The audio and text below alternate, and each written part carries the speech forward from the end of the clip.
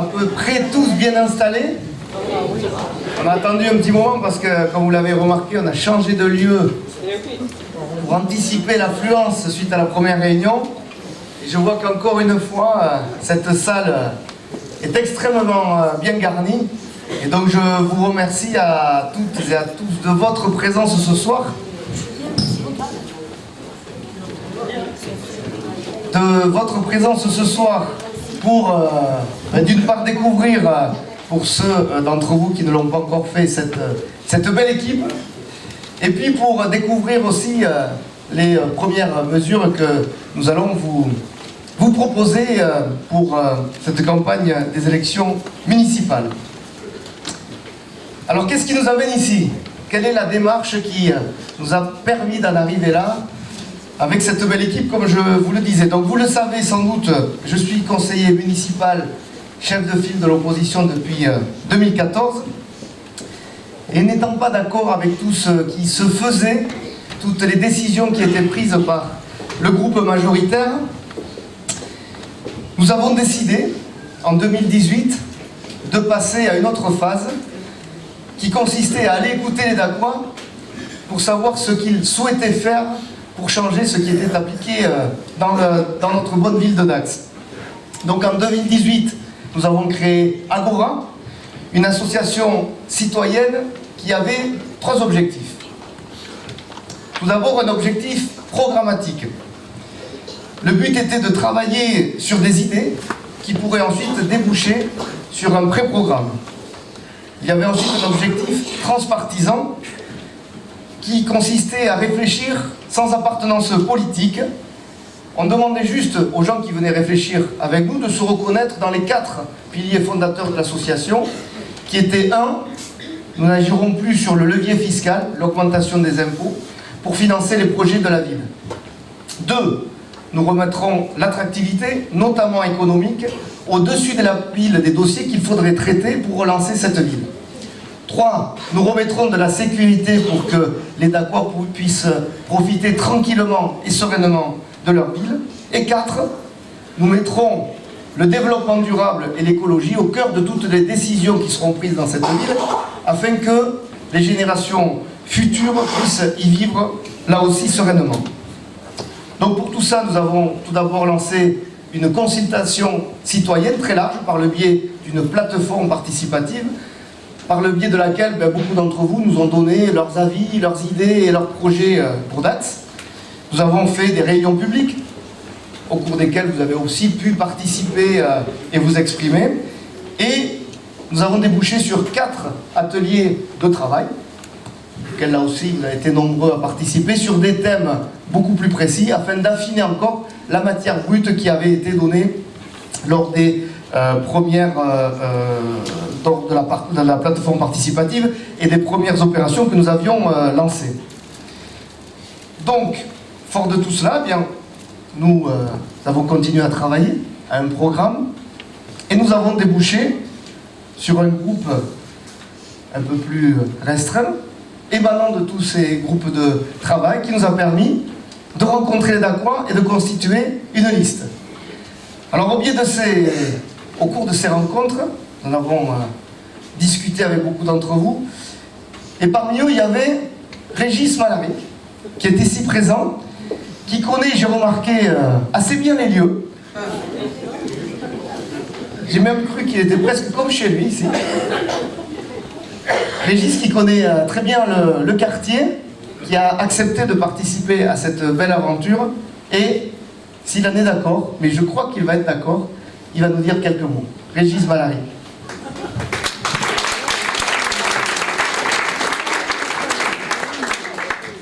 Merci Julien. Bien, comme tout le monde ne me connaît pas, je me présente quand même. Je m'appelle Régis Malaric, j'ai 75 ans, je suis le doyen de cette brillante équipe. J'ai habité le quartier à partir des années 60. J'ai fait une grosse partie de ma carrière commerciale ici dans le quartier, et je l'ai terminée ici même au San Pietro. Et donc je suis un commerçant de nature. Et donc j'ai pu vivre l'évolution et le déclin à la fois de notre quartier et de la ville en général. Et quand Julien, comme il vous le disait à l'instant, il a lancé l'association Agora, j'y ai participé en tant que curieux et j'ai été intéressé par les options qu'il avait envie de prendre, qui correspondaient en gros à mes attentes.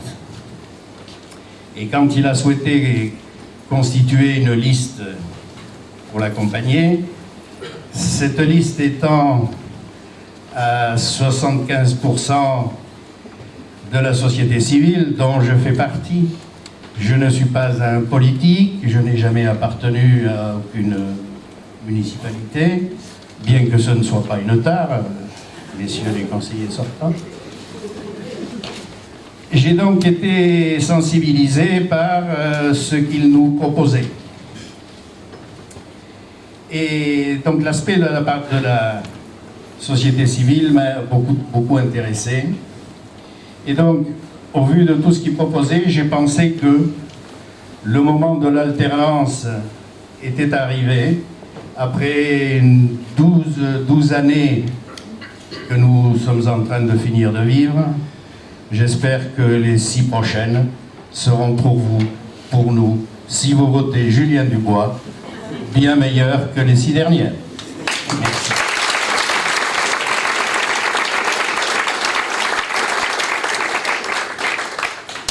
Merci Régis. Alors il dit que c'est pas un politique, on va faire l'écouter. Je pense qu'il n'y a pas beaucoup de chemin à parcourir et les messages sont bien clairs. Alors, nous le disions, dès que j'aurai retrouvé ma feuille, toutes ces étapes nous ont permis de co-construire avec vous un programme et une équipe. Le but était de faire vivre à nouveau la démocratie communale, et donc cette équipe s'est imposée assez naturellement, et vous allez le voir tout de suite, elle dégage une énergie et un dynamisme qui sont vraiment de bonne augure pour notre ville. Afin que vous en soyez persuadés, je vais les laisser chacun et chacune se présenter individuellement. En commençant par... Bien, bonsoir, Amine Benalia Bouche, j'ai 32 ans, je suis secrétaire général au conseil régional du groupe Modem et je suis chef de file du Modem pour Dax, et tout naturellement nous avons décidé de soutenir la candidature de Julien Dubois sans contrepartie, sans questionnement, c'était naturel. Je suis président du quartier de Cuyès, l'association du quartier de Cuyès, et également arbitre de rugby, donc licencié à l'USD. Voilà.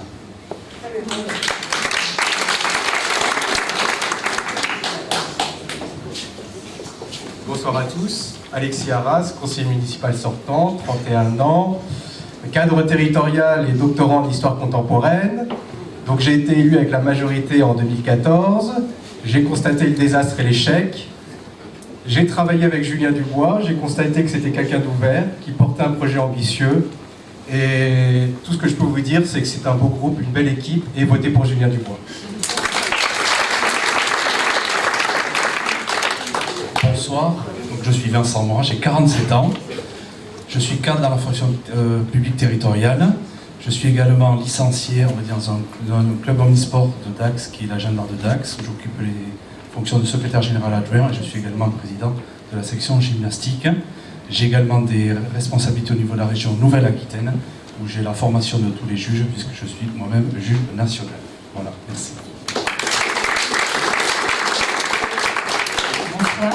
Mylène Hainaut, retraitée du ministère des Finances publiques et ex-chef de poste de la trésorerie de Dax Aglo jusqu'en avril 2019, donc j'en connais bien les finances.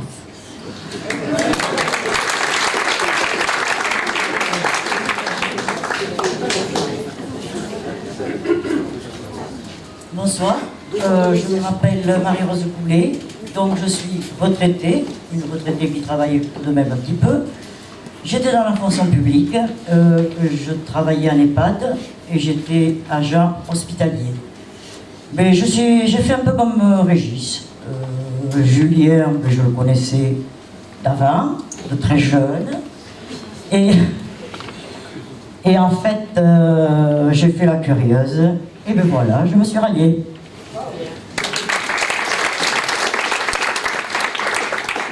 Bonsoir, Françoise Abéillé. J'étais enseignante en lycée technique agricole. Je formais des jeunes aux techniques de création et d'entretien de jardin et d'espaces naturels. Et c'est pour ça que je rejoins aussi la liste de Julien Dubois pour parler un petit peu de la ville verte et bleue.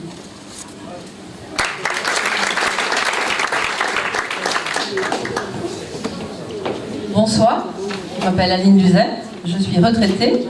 J'étais ancienne directrice financière d'un établissement thermal à Dax.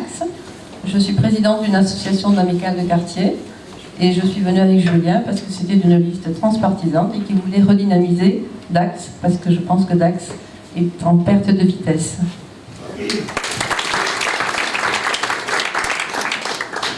Bonsoir, Marilène Destando, 69 ans. Retraitée, cadre de l'agroalimentaire. J'habite le quartier Saint-Vincent.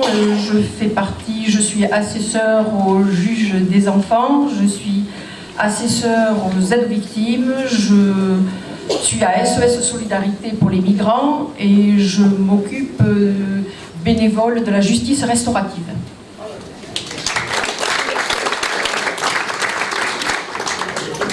Bonsoir, Monique Vageux, je suis retraitée, j'ai 65 ans, je suis trésorière de l'association Culture Loisirs à Dax. Pour moi, c'est une première expérience politique que je suis fière de faire aux côtés de Julien et de toute son équipe, que je trouve très simple et formidable.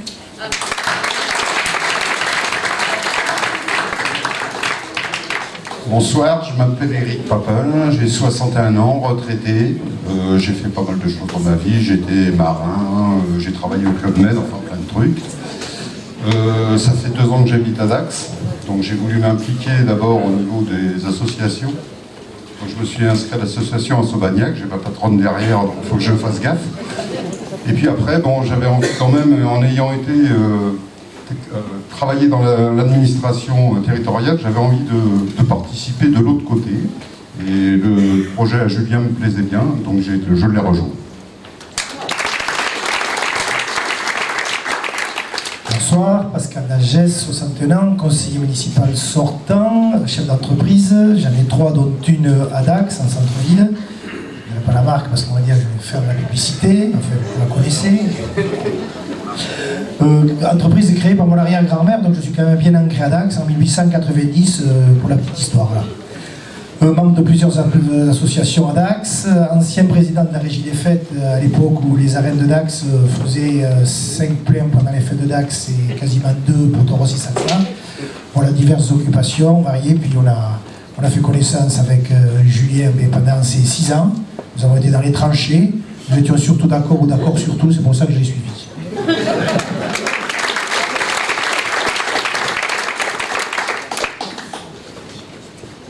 Bonjour, je suis Audrey Bergély, j'ai 39 ans, je suis maman de 4 enfants et je suis responsable relations clients d'une entreprise privée. Aujourd'hui, je suis Julien Dubois parce que je crois à ce qui nous apporte énormément sur la ville de Dax et je suis à 200% sur son projet.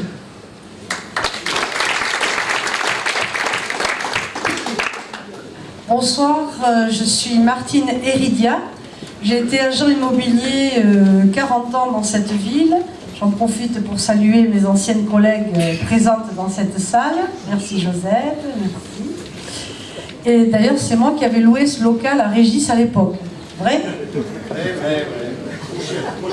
Ah non, pas cher du tout. Plein de travaux, mais pas cher. Voilà, bon, donc aujourd'hui je suis retraitée. Donc je participe d'un certain nombre d'associations dans cette ville et je suis administrateur dans un groupe qui œuvre pour la transition écologique. Énergétique, pardon.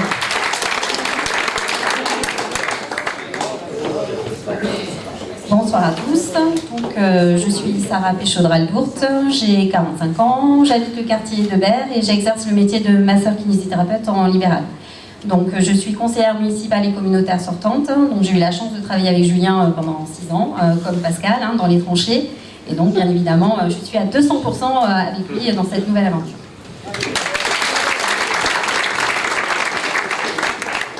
Bonsoir, je suis Martine Labarchède, je suis retraitée. J'étais cadre dans un cabinet d'expertise comptable. Aujourd'hui, je suis trésorière de l'Amicale du Gond et comptable bénévole au sein de la Société de Borda.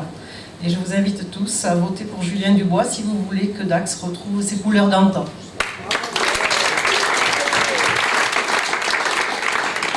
Bonjour, je suis Martine de Dieu, je suis la chef de file de La République En Marche. Je suis aussi la suppléante du député de Dax. Je suis chef d'entreprise. Donc moi j'ai rencontré Julien en 2015 et nous nous sommes présentés aux élections départementales et nous avions fait sur Dax déjà un score très honorable. Alors je peux vous parler un petit peu de Julien Dubois parce que ça fait quelques années donc je travaille avec lui. C'est quelqu'un qui est très humain, qui va vers les gens, qui les écoute surtout. Et je pense que si on veut que Dax retrouve le rayonnement qu'il avait avant, je pense que Julien Dubois est une grande chance pour Dax.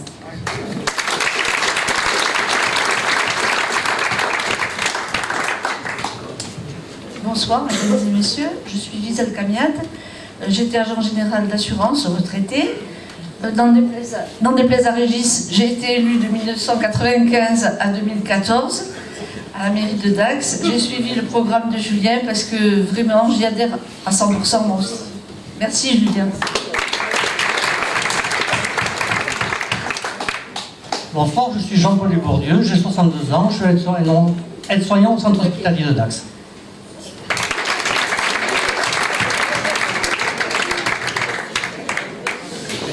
Bonsoir messieurs, dames, je suis Sandra Lartigot, je travaille en centre-ville de Dax dans une banque, je réside dans le quartier de Berre et je suis ravie de suivre Julien et ses coéquipiers. Bonne soirée.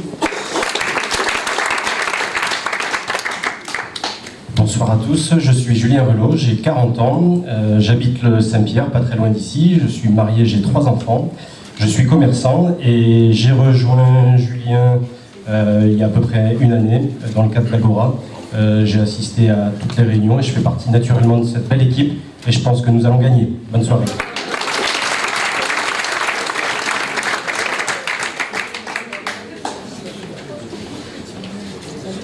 Bonsoir, je suis Florence Payssal, j'ai 58 ans. Je travaille à Dax depuis 38 ans à l'enseigne Gamme Vert ex-Maïsadour. J'ai une fille de 27 ans. Et je rejoins cette équipe parce que ma foi, elle est bien sympathique. Le chef de file est pas mal. Et on devrait y arriver.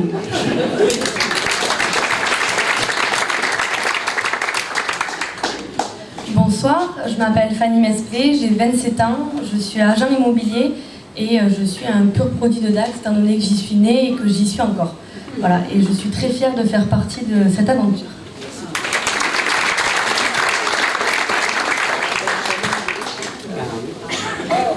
Bonsoir, Grégory Ramsey, j'ai 44 ans.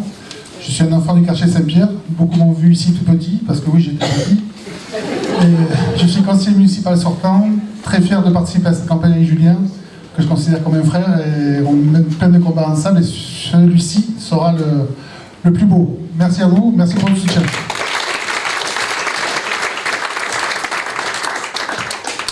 Bonsoir, je m'appelle donc Guillaume Séguier, je crois que je suis le dernier arrivé. J'ai trouvé une place, je me suis faufilé. J'ai 55 ans, je suis responsable d'une entreprise informatique depuis 30 ans. Effectivement, quand on m'a dit qu'il y avait une place à prendre sur la liste, j'ai sauté dessus. Hein, parce que j'aime bien les challenges. Et je pense que là, on a un challenge à prendre. Donc, faites comme moi, faites confiance à Julien. Merci.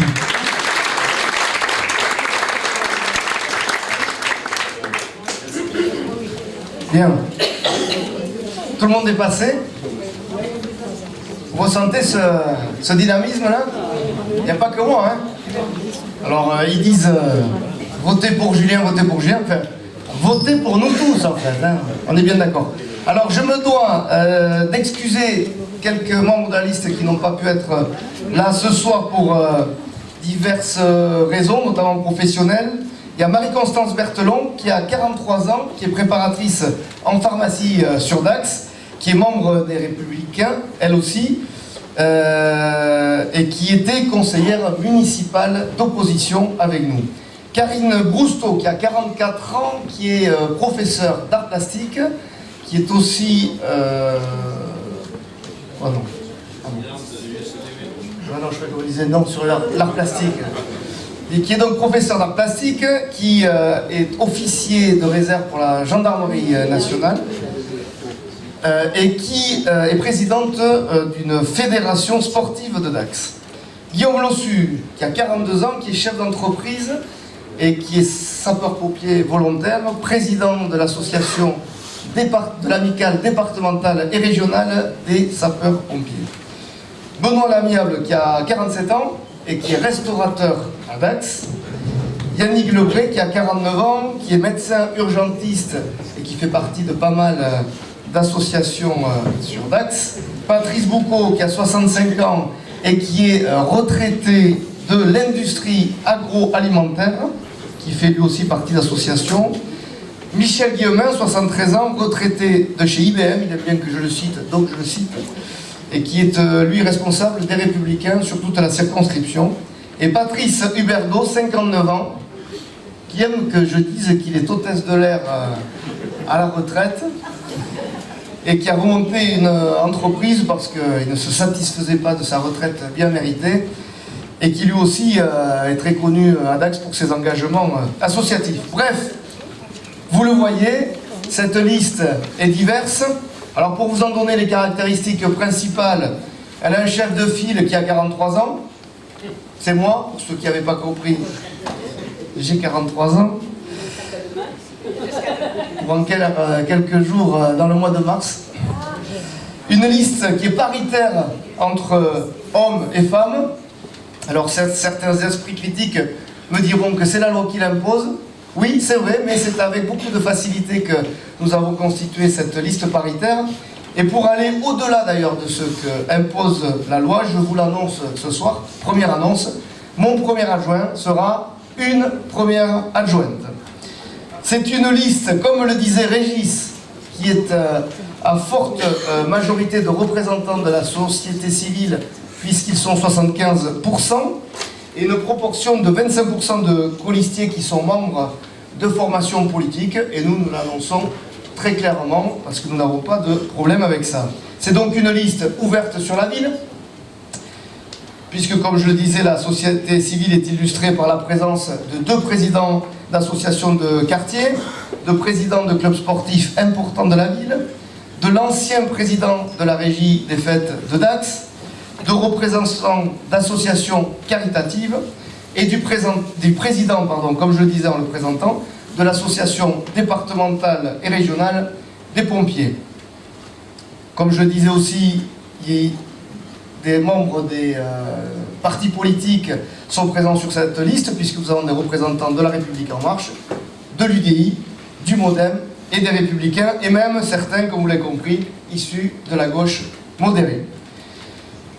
Cette liste, au-delà d'être caractérisée par sa diversité professionnelle, représente aussi tous les quartiers de la ville, puisque, vous l'avez compris lorsqu'ils se sont présentés, Berre, le Centre, le Gond, Cuyès, le Sablard, la Torte, Saint-Pierre, Saint-Vincent, Saubagnac, les Arènes et les Trois Pigeons sont représentés sur cette liste.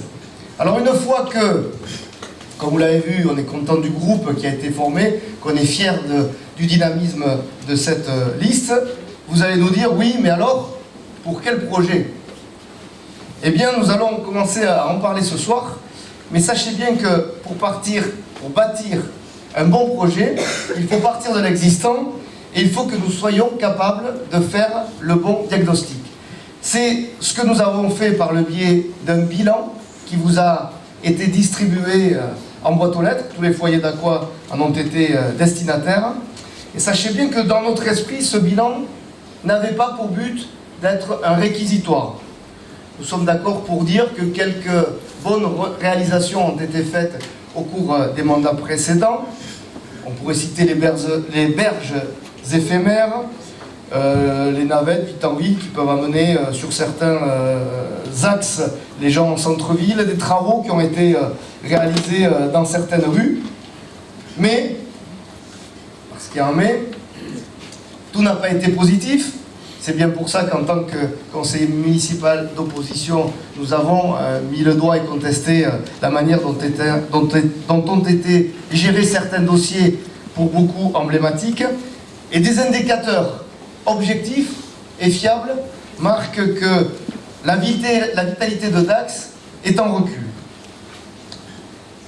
Le centre-ville, et sa déperdition en est un exemple frappant, mais nous y reviendrons plus tard dans cette soirée. La crise du thermalisme, notre ville a encore perdu 1000 curistes cette année, elle en a perdu 3000 en 10 ans, alors quand on sait que les retombées économiques générées par un curiste, c'est à peu près 2700 €, mais c'est plus de 7 millions qui ont été perdus pour notre ville en 10 ans.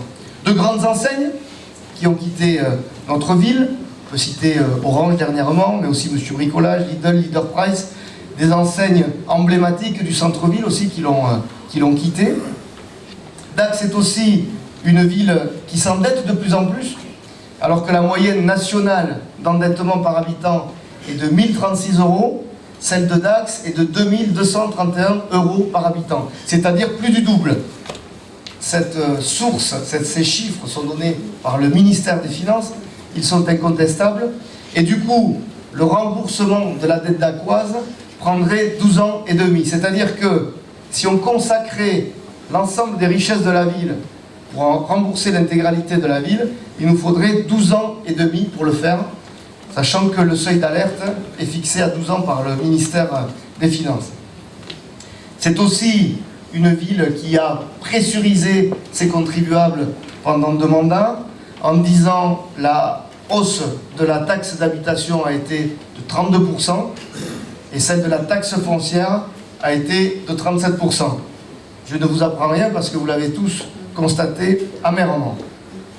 Et au final, alors qu'un des indicateurs était à peu près maintenu et que Dax s'en sortait plutôt bien en équilibrant, nous avons eu, selon les derniers chiffres donnés, c'est-à-dire ceux entre 2016 et 2017, une baisse de la population dacquoise, ce qui n'était jamais arrivé, puisque Dax a perdu 210 habitants. Alors je sais bien que faire ce bilan-là, faire ces constats-là, comme nous l'avons fait de manière détaillée et incontestable, puisque comme je vous le disais, les chiffres sont donnés par des autorités publiques qui ne travaillent pas pour nous. Le ministère des Finances, le conseil départemental des Landes, qui actuellement on ne peut pas reprocher de travailler dans notre sens, ont donné ces chiffres de manière catégorique. L'INSEE pour la population aussi. Donc je sais que ça ne fait pas plaisir à tout le monde que de constater amèrement ces chiffres-là, mais ils sont réels et notre ville est objectivement dans cette situation-là. Donc une fois qu'on a fait ce constat, vous nous direz, et vous aurez bien raison, il faut proposer quelque chose. Donc notre projet, nous allons vous le proposer jusqu'à l'élection municipale qui interviendra, je vous le rappelle par parenthèse, le 15 mars. Et ce soir, nous allons faire un focus sur un des axes phares de notre projet, qui sera la revitalisation de notre centre-ville. Nous estimons en effet que nous ne pourrons pas relancer l'attractivité de Dax si nous ne redynamisons pas son centre-ville. Donc dans ce but, vous avez dû être destinataire, dans les jours qui ont précédé cette réunion, de ce document que je crois qu'on vous a remis aussi sur les chaises, qui présente en détail ce que nous avons prévu pour notre centre-ville. Le centre-ville de Dax, c'est notre propriété commune, c'est un enjeu pour tous. On me demandait l'autre jour si d'axer beaucoup de moyens sur le centre-ville, ça n'était pas prioriser un quartier par rapport à d'autres. Non, le centre-ville, il nous appartient à tous, et c'est la vitrine de notre ville. Aujourd'hui, c'est un enjeu considérable pour tous les curistes et les touristes qui ne reviennent plus dans notre ville parce qu'ils ont été déçus. Donc pour le relancer et le réaménager efficacement, il faut maintenant une vision d'ensemble, un projet global et un projet stratégique sur plusieurs années. C'est pourquoi nous avons dessiné un programme dont je vous parlais, qui sera décliné en 6 axes d'intervention, sachant qu'une priorité budgétaire importante sera focalisée sur le réaménagement du centre-ville. Le premier de ces 6 axes consiste à refaire les espaces publics pour embellir. La première action sur laquelle nous nous porterons consistera à refaire les rues, les chaussées, les trottoirs, tous les espaces publics avec de nouveaux revêtements neufs et qualitatifs afin qu'on reprenne du plaisir à déambuler dans ces rues sans risque de tomber ou de trébucher sur des ornières avec vraiment des matériaux qualitatifs. Deuxièmement, pour embellir, nous installerons un nouveau mobilier urbain, des lampadaires, des poubelles, des bancs, de la signalétique avec un effort d'harmonisation et d'esthétique. Il faudra aussi restaurer la propreté sans laquelle il n'y a aucun plaisir à se balader et à aller dans une ville. Donc ceci implique tout d'abord d'accroître le nombre de nettoyages, le nombre de passages, mais aussi de verbaliser sans aucune tolérance tous les auteurs d'incivilité qui ne permettent pas de garder cette propreté. Nous remettrons ensuite un éclairage qualitatif et économique pour mettre en valeur les différents sites historiques de notre ville et valoriser l'hypercentre et son patrimoine, et en plus sécuriser la déambulation dans Dax de nuit. Nous engagerons aussi un projet de végétalisation accrue qui rendra plus plaisant le centre avec plus d'arbres, plus de bacs et plus de fleurs. Il faudra ensuite accroître le nombre d'espaces d'eau en ville. Dax est une ville d'eau, il faut potentialiser sur ce symbole et nous mettrons aussi bien évidemment en valeur tout ce qui existe. Et puis, vous serez d'accord avec moi pour dire qu'on ne peut pas parler de réaménagement efficace et harmonieux du centre-ville sans se focaliser sur la place Camille Bouvet, celle du marché couvert. Cet endroit, pour lequel on nous a promis monts et merveilles pendant beaucoup de campagnes électorales, est laissé pratiquement à l'abandon depuis 12 ans. C'est pourtant un lieu emblématique du centre-ville puisqu'il en est très proche. C'est pourtant un lieu de rencontre important pour les Dacois puisque au moins tous les samedis matins et les dimanches matins, ils s'y rencontrent pour faire leur marché. Et ce lieu est laissé comme une verrue à l'abandon. Donc nous mettrons dans notre plan global de réharmonisation et de relance du centre-ville un point particulier sur le marché couvert afin qu'on ait une unité de lieu sur cette place avec le parking qui le jouxte et qu'on y garde le marché, une aire de stationnement, mais que tout ça soit fait de manière beaucoup plus harmonieuse, gracieuse et que ça redonne envie de s'y rendre.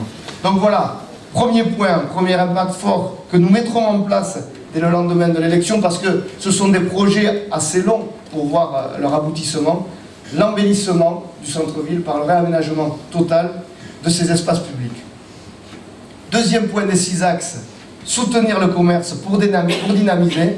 Et pour vous le décrire, je vais à nouveau laisser la parole à Grégory Randé.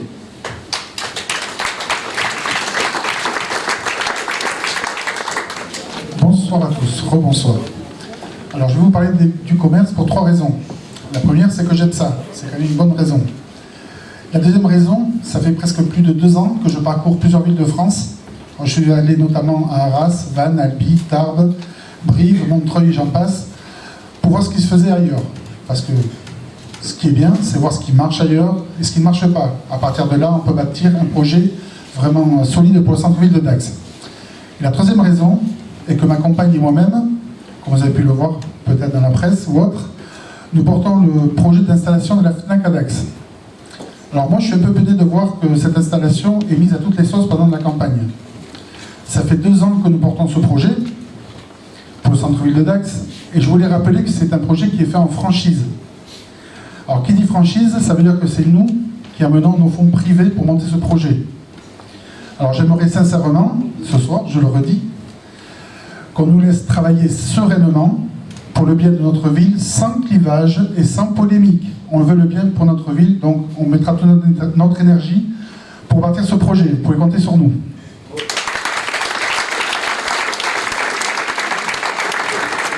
Cette parenthèse étant refermée, je vais vous présenter les 7 axes forts que nous allons mettre en place pour le centre-ville, au niveau du commerce. Le premier axe fort sera un soutien au commerce local. Ça proviendra de la refonte des espaces publics, comme disait Julien. Une ville agréable à vivre, à déambuler. Des places rénovées.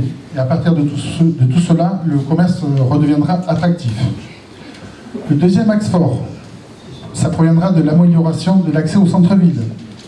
Embellissement des ponts, des entrées et la réforme de politique de stationnement. Comme vous avez vu depuis plusieurs années, le stationnement c'est quand même le nerf de la guerre pour faire du commerce à Dax. Mais ça, Pascal Dagès vous en parlera plus tard.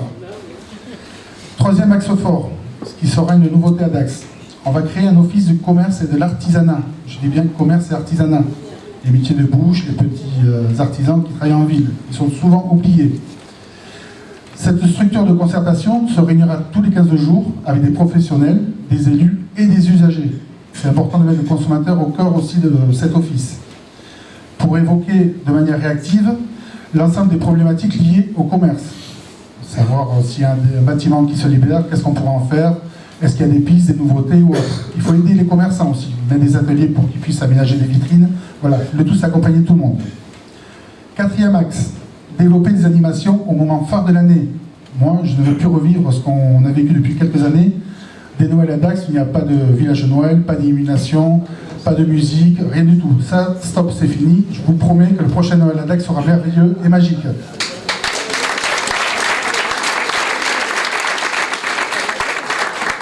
Cinquième axe, on va engager une concertation afin d'inciter l'ouverture des commerces entre midi et 2 et améliorer l'attractivité des commerces le dimanche. Toujours concertation avec les commerçants, parce qu'on se rend compte qu'on est l'une des plus grosses villes de France et le dimanche, on se retrouve sans établissement ouvert. Donc là aussi, en concertation, on va faire revenir de l'attractivité dans le centre-ville. Je préfère que les Dacois, les touristes et les curistes consomment à Dax et non à Haussegor ou à Saint-Paul. Donc ça aussi, on mettra l'axe là-dessus. Sixième axe, nous allons développer le retour au droit de préemption. Combien de fois on a vu des bâtiments ou des locaux se libérer pour y retrouver une énième pizzeria, banque, coiffeur? Donc non, à chaque fois qu'il y aura un local qui se libérera, on essaiera de faire valoir notre droit de préemption pour qu'il y ait une enseigne qualitative et complémentaire à tout ce qui se fait ailleurs. Ça, c'est important. Septième et dernier axe, nous allons accroître notre présence sur les salons professionnels. Parce que Dax n'est nulle part dans les salons professionnels. Nous allons engager un démarchage de nouvelles enseignes commerciales, les développeurs de franchise, des salons de l'immobilier commercial et autres. C'est pour cela que je vous annonce qu'au lendemain des élections, nous serons le 22 mars au salon de la franchise à Paris pour vanter les bienfaits de s'installer à Dax. Je vous remercie et ce qu'on peut dire en conclusion, un grand bravo et merci aux commerçants qui font le choix de rester à Dax. Donc il faut les soutenir et pour les soutenir, votez pour nous.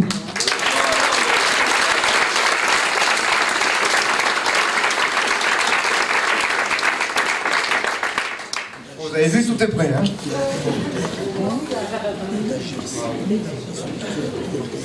On le laissera après, Grégory sera disponible après la réunion. Troisième axe, pardon, vous avez vu, donc embellir, soutenir le commerce pour dynamiser. L'habitat privé pour rénover, que Guillaume va nous décrire. Guillaume est bloqué pour l'instant, mais il va arriver. Bonsoir. Donc effectivement, après ce que vient de dire mon ami, ça va être compliqué. Bon, moi effectivement, mon métier me permet d'arpenter toutes les rues de Dax, puisque j'ai des clients en ville, que je vois régulièrement. Et encore cet après-midi, j'étais en ville.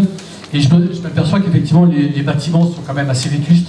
Il y a quand même 1 sur 2 qui commence à être fait, mais si on rentre à l'intérieur, c'est moche. C'est moche, d'accord.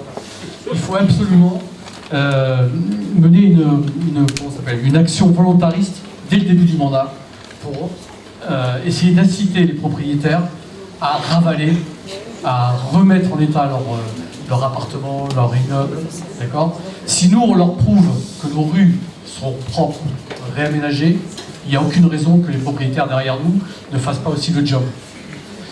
Ce matin, je suis passé encore une fois au début de la rue des Carmes. La première chose que vous voyez, c'est une espèce de bâtiment vert, la tarterie, qui est en train de tomber en décrépitude. Donc la personne qui ne connaît pas Dax, elle arrive, elle se dit mais c'est quoi cette ville, quoi? C'est pas possible, c'est une vitrine. Donc si nous, à la mairie, on met le paquet sur le réaménagement des rues, le réaménagement des trottoirs, des mobiliers, etc., il n'y a aucune raison que les propriétaires ne jouent pas le jeu. Et nous, on va les inciter à faire ça. Ensuite, on va essayer de lancer ce qu'on appelle une concession d'aménagement multisite. D'accord ? C'est-à-dire qu'on va essayer d'inciter les propriétaires ou les grosses entreprises privées à investir dans les immeubles délabrés pour faire des logements, des choses comme ça. Voilà, l'idée, c'est vraiment d'essayer de donner un coup de boost. On n'est pas là uniquement pour faire de la figuration. Je pense que Julien a vraiment une volonté farouche de réaménager ce centre. C'est une vitrine, il ne faut pas l'oublier. Il y a des commerçants, moi j'ai encore vu ce matin, il y a des travaux chez Vet Club, il y a des travaux à l'ancien, comment ça s'appelle, magasin de Tour de Cerise, qui est en train d'être aménagé. Je me dis, mon Dieu, c'est pas possible. Il y a des gens qui croient encore dans cette ville, des commerçants qui croient dans cette ville. Il n'y a aucune raison que nous, on ne mette pas le paquet pour les élus. Voilà.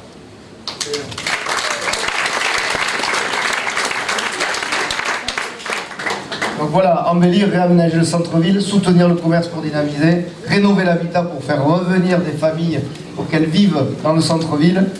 Et nous allons enchaîner sur l'axe suivant, restaurer la sécurité et tranquilliser. Et c'est Vincent qui va nous décrire le programme sur ce point. Bien, merci Julien. On peut constater, et le constat, c'est pas nous qui le faisons, puisqu'on le vit au quotidien, et Sud-Ouest en fait, on va dire, l'écho. La délinquance à Dax, elle augmente. Et ça, tout le monde lit Sud-Ouest. On voit qu'il y a des voitures qui brûlent, il y a des voitures qui sont dégradées, on a des rixes en centre-ville, des coups de couteau. Et donc tout ça, ça se développe de plus en plus ces derniers temps. En plus de ça, nos commerçants, que l'on doit soutenir, ils sont cambriolés. Et là-dessus, vous appelez la police nationale, ils arrivent 2 heures après. On ne sait jamais, en cas de tomber sur les cambrioleurs. Non mais c'est ça. Et le constat, nous, on ne sait pas nous qui le faisons. Il n'y a qu'à lire la presse, il suffit d'ouvrir Sud-Ouest. Face à ça, que fait la majorité sortante? Je vous rappelle quand même que le premier magistrat, donc le maire de la commune, a des pouvoirs de police. Je crois que quand elle a été élue, on a dû lui enlever la fiche du classeur et ça attendra. Sauf que les habitants de Dax, eux, ils sont dans le besoin et ils sont dans l'insécurité. Face à ça, qu'est-ce qu'ils vous répondent? Ah mais c'est pas de l'insécurité, c'est des incivilités. Alors là, moi je vais prendre mon dictionnaire, je vais leur porter un dictionnaire pour savoir la différence qu'ils mettent entre les deux quand même. Parce qu'entre incivilité et insécurité, il y a une marche importante. De là, on vous dit, on va mettre des caméras de surveillance. Ah, il y en a à Dax, il y en a 10. On va regarder à Seignos, il y en a une 40aine. Bayonne, il y en a 100. Mais dans ces villes-là, il y a de la sécurité. Parce que déjà, quand vous vous sentez filmé, vous dites « attention, on me regarde ». Mais à Dax, non. Ou si on décide d'en mettre, on en met un carrefour où elles ne servent à rien. Donc c'est encore mieux. Donc là-dessus, tout part, on va dire, sur... Mais bon, Madame Bonjean, c'est le monde des bisounours, donc continuons, mais nous, on veut de la sécurité pour nos habitants. Face à ça, qu'est-ce qu'on va vous proposer? Déjà, on va augmenter le nombre de caméras et on va les mettre sur des lieux où il y en a besoin. S'il faut, on en sortira de là où elles ne sont pas utilisées pour les mettre ailleurs. On va arrêter également et mettre en place tous les pouvoirs qu'a le maire par rapport à toute cette mendicité qu'il y a dans la rue et ces gens qui sont avec des chiens. Ça devient insécuritaire et ça devient dangereux. On ne peut pas se promener à Dax, que ce soit en semaine ou le week-end, sans qu'on vous demande du feu, une cigarette, un euro. Vous dites non, vous faites insulter. Donc on va donner des ordres, on va dire forts à la police municipale pour leur dire ça doit cesser. Les gens qui se promènent, qui sont assis sur un banc, doivent être en sécurité. C'est la moindre des choses. Et ça, c'est des pouvoirs du maire.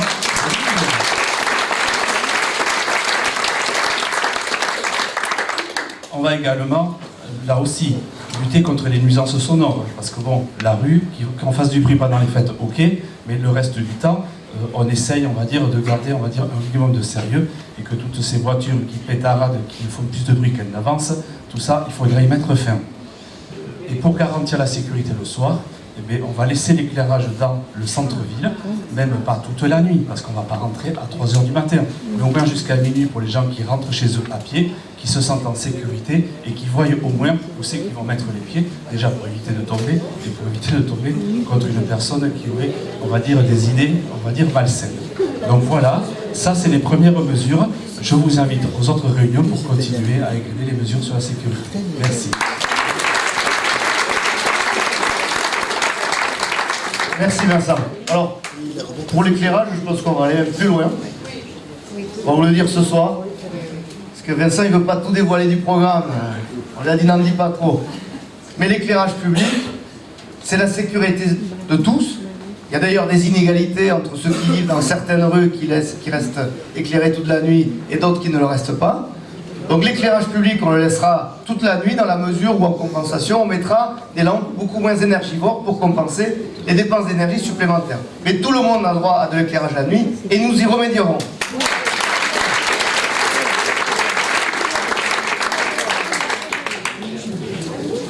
Alors maintenant, on a deux thèmes que Pascal m'a inversés parce que vous ne pouvez pas garder le fixe auditeur. Donc renforcer les services et équipements. Et c'est Pascal d'AGS, ici présent, qui va nous décrire le programme. Oui, donc c'est vrai que pour redynamiser un centre-ville, pour dynamiser, il faut des commerçants dynamiques, et ça vous l'avez dit.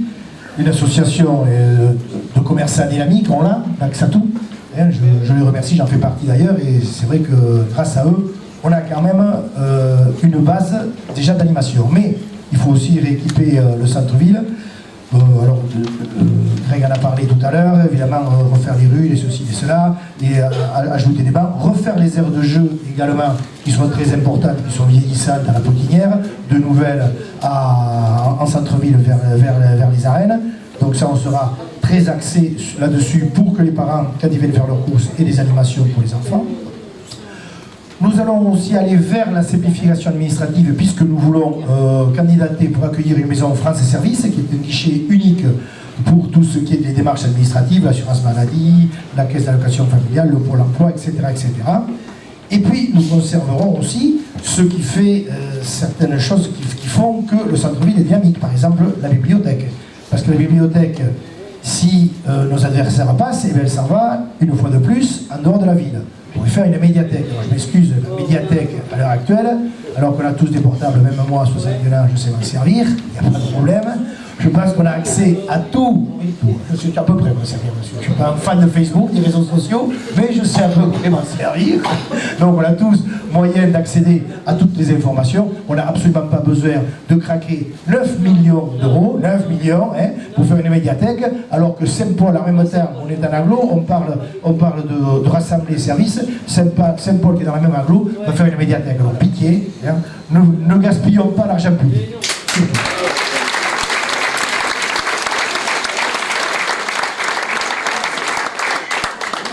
Voilà, et ensuite, eh bien, il y a une question primordiale, Julien, c'est le stationnement. C'est le stationnement, parce qu'il y a des commerçants dynamiques, un centre-ville rééquipé, certes, mais aussi avec un stationnement qui soit, je vais dire, fonctionnel. Alors là, on part de loin, on l'a échappé belle d'ailleurs, parce que grâce à notre guerre de tranchées, nous avons évité la délégation de services publics qui donnait tout à Vinci, qui était bien sûr les rangs, à Vinci, qui donnait tout à Vinci et plus aucune recette à Dax, et évidemment surtout plus aucune mainmise, plus aucune gestion du stationnement. Et ça, c'est devenu grave, parce que là, disparaissaient les demi-heures gratuites, le stationnement gratuit entre midi et 2, etc., etc. Donc nous avons refait, la ville a refait, a fait marche arrière d'abord sur la DSP, ensuite elle a refait une politique de stationnement, mais une politique de stationnement qui ne nous va pas. Et il faut que la politique de stationnement soit au centre de la redynamisation du centre-ville. Je suis commerçant, je sais de quoi je parle, on se bat face à des centres commerciaux. Donc il faut qu'on ait les mêmes avantages, les mêmes règles que les centres commerciaux. Alors ils ont un stationnement gratuit. Évidemment, en centre-ville, on ne va pas faire un stationnement gratuit. Ça, c'est impossible, parce que là, ça fait des voitures tampons et ça a un effet contraire. Mais on va aller à l'encontre de ce qu'ils ont fait, c'est-à-dire eux, ils ont mis le stationnement payant, ils ont supprimé 459 places 459 places gratuites, qui servaient à l'époque de tampons. Quelles sont les conséquences de cette rénovation du parking à leur sauce? Eh bien tout simplement, il y a une barrière psychologique qui dit que maintenant tout est payant à Dax. Alors que c'est pas vrai, bon, on arrive à trouver des places, il ne faut pas exagérer. Cette barrière psychologique, elle existe. Et pire que ça, les parkings proches du centre-ville, par exemple le Chaman-Borde, ici, ou Saint-Pierre, ont été occupés de suite par les abonnés. Parce qu'évidemment, ils ont vu leur connerie, excusez-moi, hein, et ils ont donné ces parkings-là en zone 2 à des abonnés qui font, eux, voiture tampon, et qui, quand on arrive en centre-ville, qu'est-ce qu'on se dit? Tout est pris. Voilà, c'est la deuxième barrière psychologique. Donc c'est absolument impossible. Ensuite, c'est impossible de se garer à Dax. Donc il y a un véritable frein à l'entrée des consommateurs en centre-ville. Donc nous aurons 3 mesures pour améliorer ces défauts-là. D'abord, la diminution du périmètre de stationnement à payant en zone 2. Il y aura une diminution du parking payant en zone 2. Donc il y aura automatiquement une augmentation des recettes puisque des places vont se libérer et on aura enfin des parkings libres quand on va arriver dans la ville. La durée de gratuité actuellement est de 30 minutes sur les parkings hors parking fermé et de 1 heure sur les parkings fermés. Mais on va simplifier les choses, on va mettre 1 heure de parking gratuit sur tout le stationnement de Dax. Voilà. Ce qui fait que vous arrivez, je vous donne un exemple, vous arrivez à 11h à Dax, vous avez le parking gratuit pendant 1 heure, vous jusqu'à midi. À midi, le parking est à nouveau gratuit jusqu'à 14h, donc vous avez 3 heures pour faire vos courses à Dax. Il va falloir qu'on le dise, il va falloir que ça se sache de façon à ce que les clients reviennent à Dax. Idem le soir, vous arrivez à 17h, le parking est gratuit à partir de 18h, donc de 17 à 18 on fait vos courses et de 18 à 19 également. Voilà. C'est simple, maintenant il faut aller dire.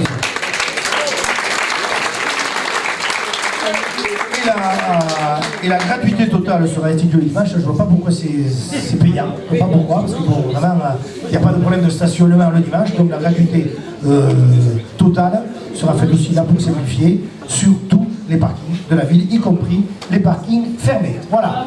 3 mesures qui se passent, nous inciterons à voter pour nous. Très bien, merci Pascal. Quelle énergie aussi.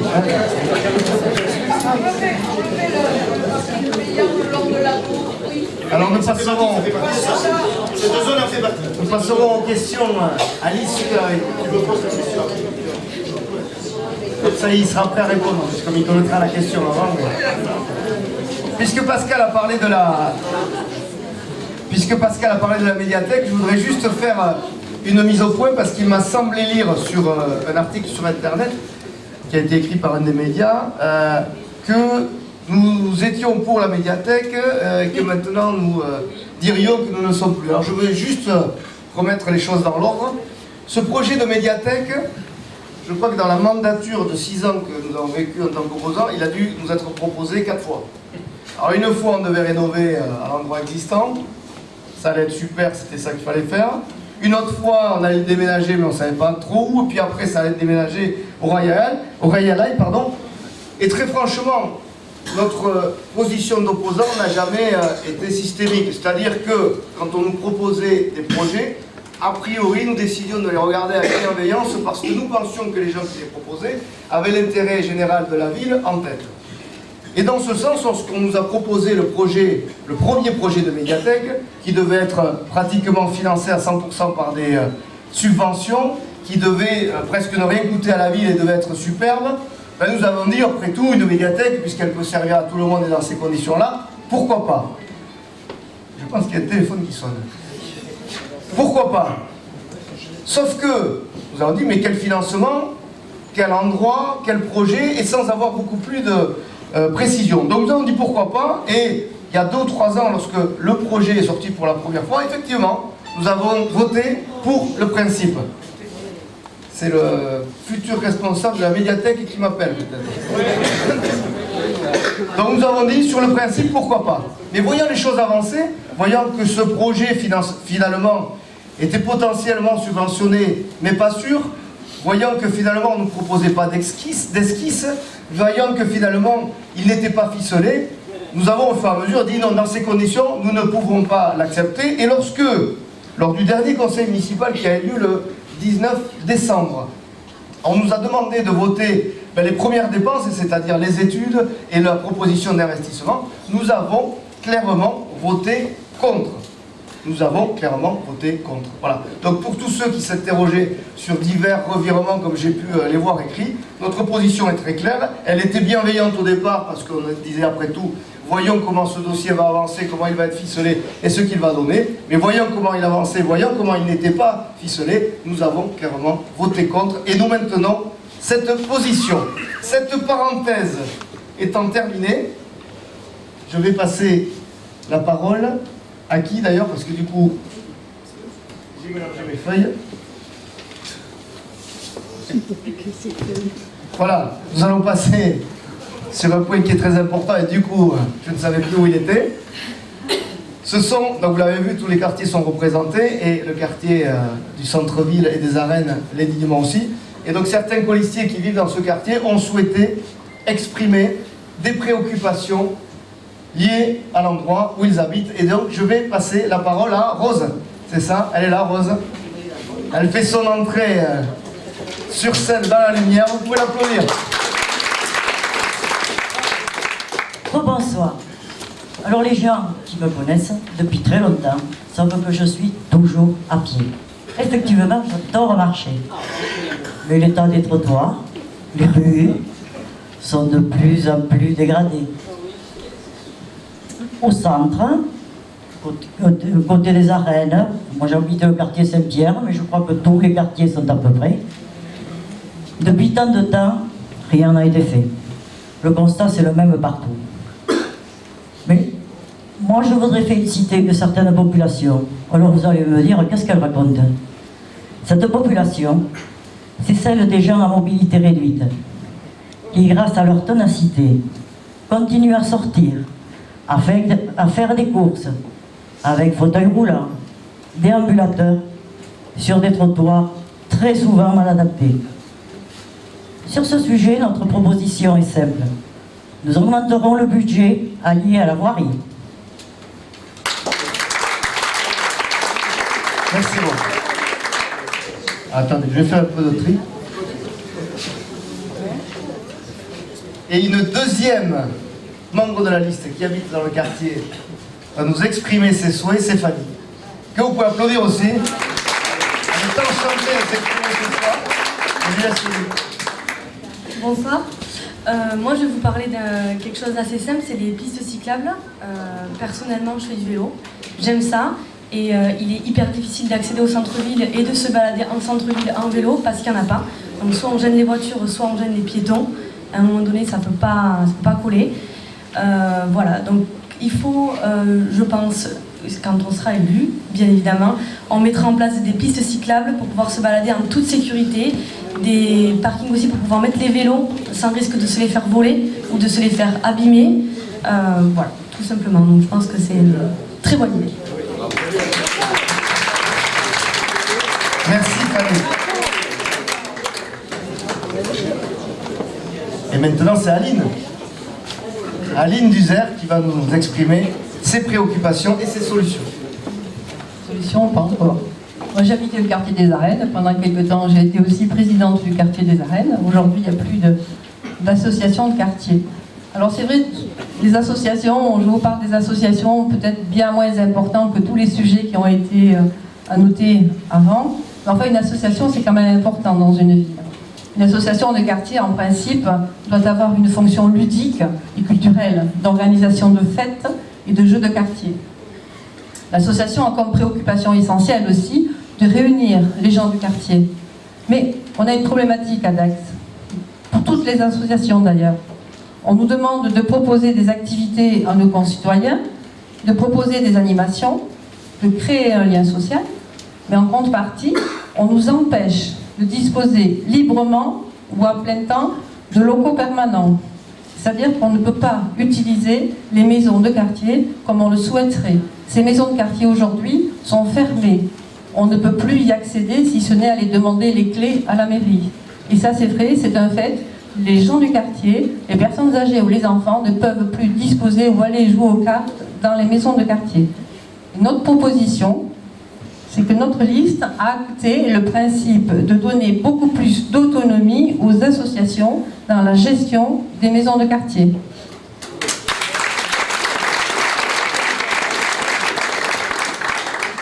Et Aline sait très bien de quoi elle parle, elle aussi. Alors maintenant, nous allons aborder un point qui est moins glamour. Enfin, quand c'est Mylène qui nous le décrit, on comprend tout. Ce sont les finances de la ville. À toi, Mylène. Comme tu le dis, c'est moins glamour, je suis désolée, mais quand même, les finances, c'est le nerf de la guerre. Alors, Julien en a parlé au début de l'endettement de la ville. Vous savez que cette ville est très, très fortement endettée et ça n'est pas fini. Il vous a rappelé les chiffres de 2018, c'est-à-dire que la dette par habitant au niveau national est de seulement 1036 €, alors que celle de la ville de Dax à fin 2018, elle est de 2231 €, plus du double. Mais il faut savoir aussi que l'encours de la dette, c'est-à-dire le montant total des emprunts, au 31/12/2018 était de 48 millions d'euros à peu près. Je vous évite les quelques milliers d'euros à côté. En sachant qu'en 2019, avec les travaux qui ont été faits, nous frôlons presque les 52 millions d'euros, et que si nous laissons faire la médiathèque, le parking Chanzy, la fin des halles, etc., on va arriver dans 2 ans entre 55 et 60 millions d'euros. Je pense que c'est beaucoup quand même, c'est énorme. Alors, c'est bien gentil de dire que c'est toujours la faute des prédécesseurs, ces montants d'emprunt, mais après 12 années de mandature, on ne peut pas encore le répéter. Une ville qui s'endette, c'est une ville qui n'a plus d'argent pour faire les travaux élémentaires d'entretien des bâtiments publics, de la voirie, tout un tas de choses. Alors, les bâtiments publics, les biens publics vieillissent, nos espaces publics se dégradent et nous perdons en attractivité. Notre proposition, si nous sommes élus, il faudra faire un audit financier précis pour lutter contre les dysfonctionnements actuels et mettre fin au gaspillage d'argent public. Ça, c'est vraiment important. Stopper tout ça. Par ailleurs, une ville qui s'endette, c'est aussi une ville qui prélève de plus en plus d'impôts, ça vous le savez bien, pour pouvoir payer les dépenses du quotidien. Il y a actuellement 23 millions de recettes de taxes diverses et d'impôts chaque année. La taxe d'habitation a augmenté de 32%, tu l'as dit tout à l'heure, depuis 2008. La taxe foncière de 37%. Alors, notre seconde proposition sur les finances, c'est que nous mettrons fin à la frénésie fiscale de la commune. Il n'y aura plus de hausse de taux décidée par la commune sur les impôts locaux. Voilà. Alors, si vous voulez que tout ça s'arrête, votez pour Julien. Merci.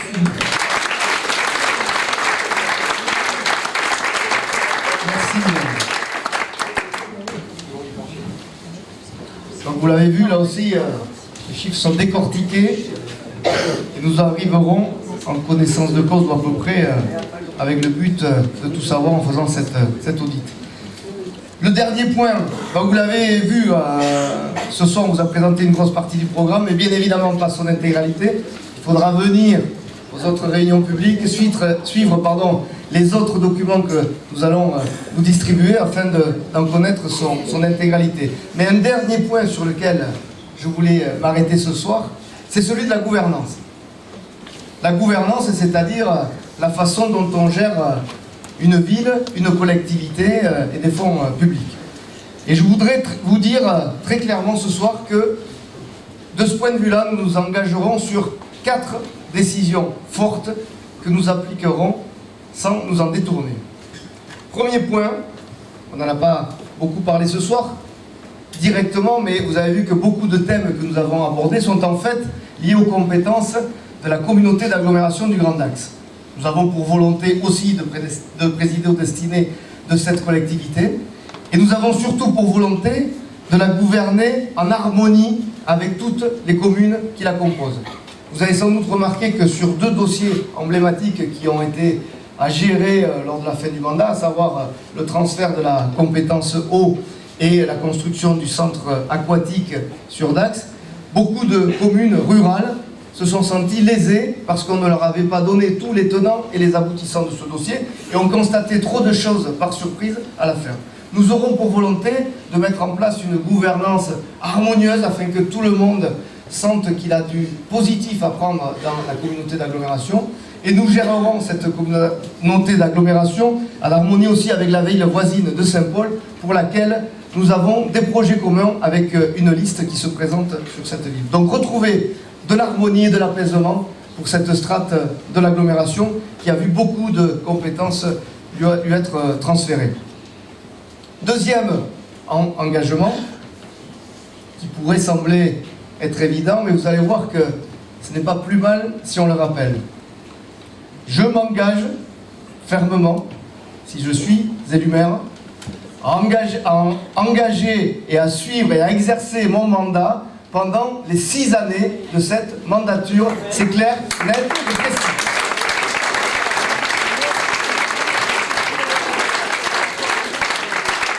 Allez, ça va mieux en le disant et en le faisant surtout. Un troisième engagement, les conseils municipaux se tiendront, régulièrement. On a vu à la fin de la mandature, je ne sais pas pour quelle raison, peut-être par peur de la contradiction, que les conseils municipaux se tenaient à 2 mois d'intervalle. Plus tous les mois comme au début, mais à 2 mois. Ça veut dire qu'on avait des conseils municipaux à 40-50 points et que du coup les débats étaient beaucoup moins faciles à organiser et à tenir. Donc nous nous engageons à tenir un conseil municipal tous les mois en fonction des sujets d'actualité qui seront à traiter. Et nous nous engageons aussi, parce qu'il faut que la démocratie vive, il faut que toutes les voix puissent s'exprimer en toute transparence, à ce que les conseils municipaux soient diffusés en direct.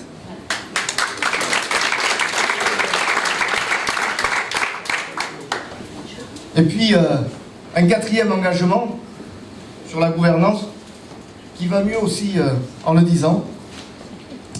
Nous prenons l'engagement qui pourrait paraître naturel, mais qui mérite encore une fois d'être rappelé. Si nous sommes élus, nous respecterons strictement le code des marchés publics, afin que ces marchés soient attribués sans passe-droit, ni pour les familles, ni pour les amis, ni pour les copains. Ils seront attribués aux meilleurs et aux moins chers.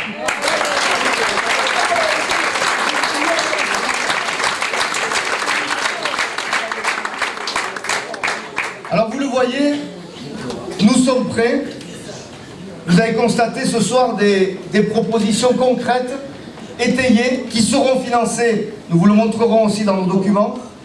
Des propositions qui sont prêtes à être mises en œuvre avec une équipe dynamique et qui est déjà prête à travailler. Donc nous sommes prêts à écrire cette nouvelle page dans l'histoire de notre cité, à incarner ce changement dont notre ville a tant besoin. Alors, avec vous, nous lui insufflerons l'énergie du renouveau. Mes chers amis, tous ensemble, vivons Dax!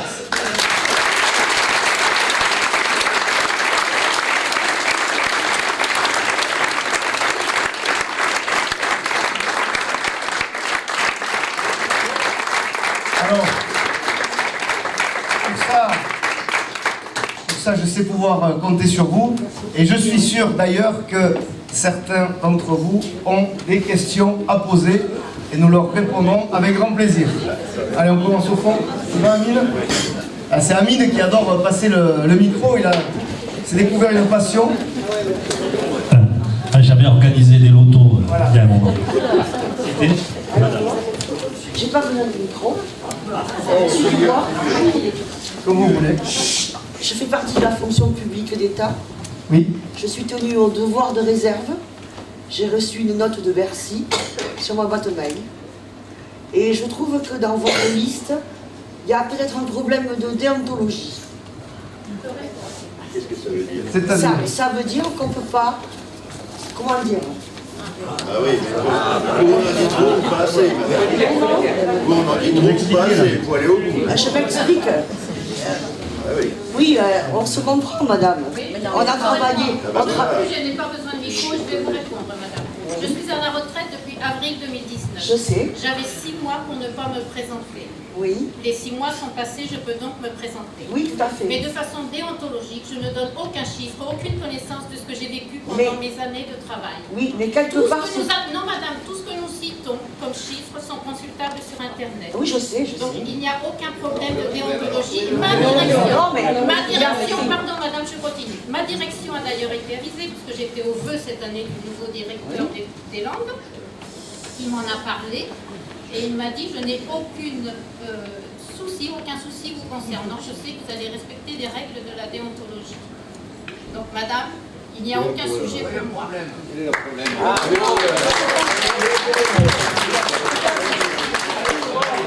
Si je peux me permettre tout simplement,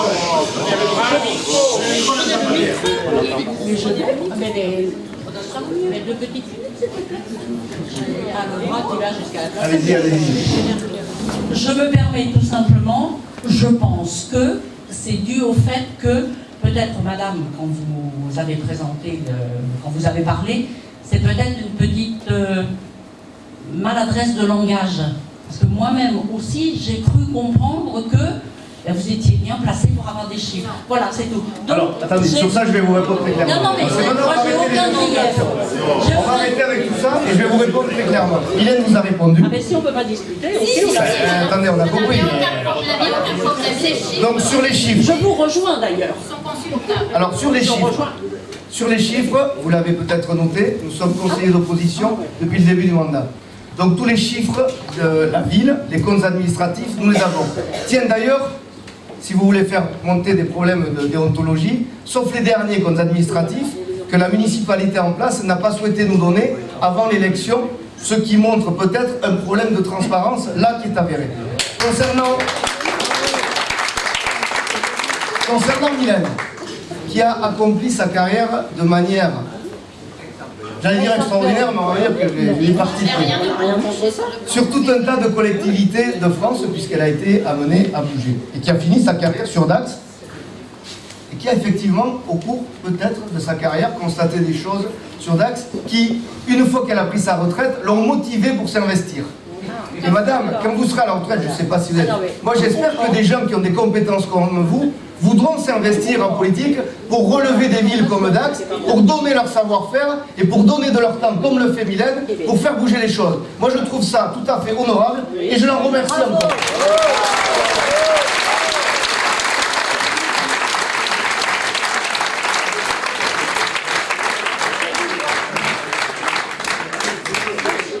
Dubois, merci de me rejoindre.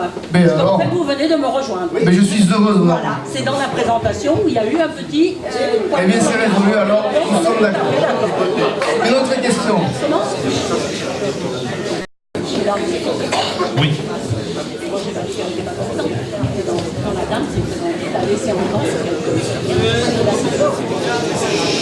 Allez, on écoute. Monsieur Dubois, bonsoir. Patrick Daguassa. On se connaît pas mal. Vous avez commencé à parler d'un problème lié à l'urbanisme, donc l'infrastructure. Ce qui m'intéresserait, c'est qu'on parle de la circulation intramuros dans la ville de Dax, parce que ça commence à devenir problématique. Il y a de ça maintenant au moins 2 décennies, on avait évoqué le problème d'une nouvelle pénétrante, avec un pont à l'ouest de Dax. Alors, ma question est la suivante, allez-vous relancer ce dossier ? C'est une très bonne question. Alors, quand on commence comme ça, effectivement, il y a un problème d'engorgement à certains moments de la journée. Et très franchement, ce contournement ouest qui a des vertus évidentes en termes de désenclavement, d'autant plus s'il est constitué par un contournement assez lointain qui permet en fait, d'éviter de transiter par la ville les personnes qui passent juste à proximité pour aller sur un autre lieu. On a vu un premier contournement, celui-ci est, qui a été fait, et je ne suis pas persuadé de la pertinence de l'arrivée de ce contournement, qui finit en fait dans un centre commercial. Alors au-delà de finir dans un centre commercial quand on contourne le centre-ville, il y a en plus un problème d'engorgement du coup à l'arrivée de ce contournement parce qu'il est quand même assez proche des agglomérations. Donc un deuxième contournement, pourquoi pas? On sait aujourd'hui quand même que les contraintes qui pèsent sur les collectivités qui peuvent financer ce type d'équipement sont tellement fortes qu'on a des mal à les voir démarrer. Donc je pense que dans un premier temps, il faudra trouver des solutions alternatives à ce contournement pour désengorger notre centre-ville des voitures qui en fait l'encombrent à certaines heures du jour, pas trop de la nuit. Donc de ce point de vue-là, vous avez déjà entendu des propositions fortes que nous ferons pour les cyclistes, pour que enfin, dans cette agglomération, on puisse traverser d'un bout à l'autre en vélo sans courir aucun risque, que ce soit des enfants, des familles ou des gens seuls. Un gros plan cycliste. Et deux, mais je ne veux pas dévoiler tout le programme encore ce soir, nous aurons un plan et des propositions fortes concernant le transport en commun, qui est un autre vecteur pour désenclaver fortement la ville de ces voitures. Donc ça, je vous invite à entendre un peu pour avoir l'exactitude et tous les détails de cette proposition, mais vous verrez que ces propositions seront fortes pour permettre de désenclaver notre ville. Et je veux d'ailleurs faire une parenthèse, parce que j'en ai vu certains qui sont présents. Ce plan de transport ne se fera pas en contradiction ou sans consulter les professionnels du transport en commun que sont par exemple les taxis. Je crois qu'aujourd'hui on a une force dans notre ville qui est constituée par leur service, qui est vraiment un service à la personne et de qualité auprès de tous ceux qui veulent les prendre. Je pense qu'il faudra les associer dans toutes les décisions que nous prendrons, parce qu'eux aussi ce sont des commerçants, des artisans qui méritent d'être estimés et écoutés dans notre ville. Mais vous verrez que ce plan permettra déjà de fortement désengorger notre centre-ville.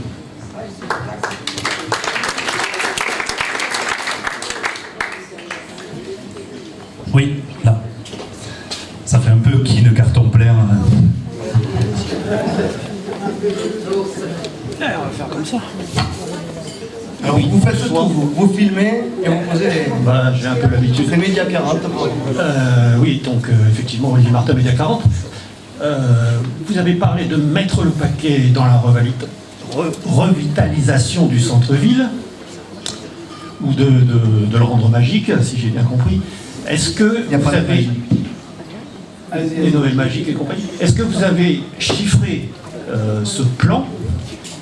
Et en face, qu'est-ce que vous faites comme économie ou qu'est-ce que vous réduisez comme dépenses, puisque j'ai cru comprendre que les finances de la ville, entre l'endettement et la fiscalité, vous n'alliez pas y toucher. Voilà. Tout à fait. Alors, comme je vous le disais, notre volonté et notre objectif, c'est que toutes les propositions que nous ferons dans notre programme, lorsqu'il sera abouti, seront financées. De ce point de vue-là, d'ailleurs, il n'y aura pas de projet pharaonique que la ville ne pourrait pas se permettre de mettre en œuvre. Mais puisqu'on parlait du centre-ville, son financement est important. Vous avez raison.